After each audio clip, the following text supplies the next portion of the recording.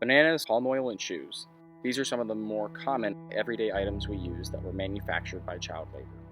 Child labor is an issue that is found all across the globe. It is most predominant in areas with developing countries like Americas, Asia, and the Pacific, and Africa.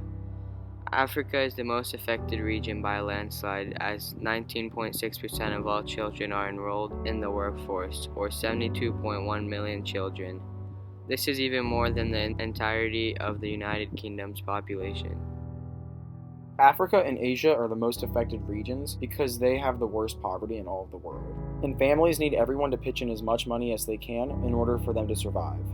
Schools are also much worse in these parts of the world, as families believe it is much better for their child to be working in a factory than to be enrolled in a school.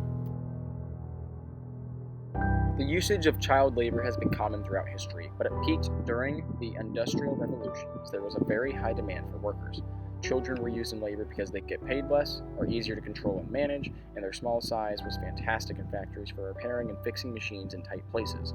In 1900 in the United States, 18% of all workers were children under the age of 16.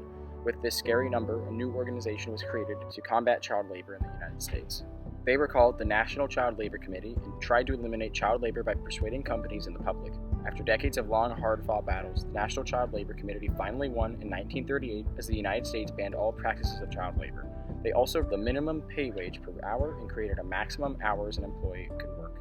Fortunately, the practices of child labor around the globe are slowly decreasing, but that doesn't mean the problem still isn't prevalent, as 218 million kids from the ages of 5 to 17 are enrolled in a workforce, with 73 million in hazardous work.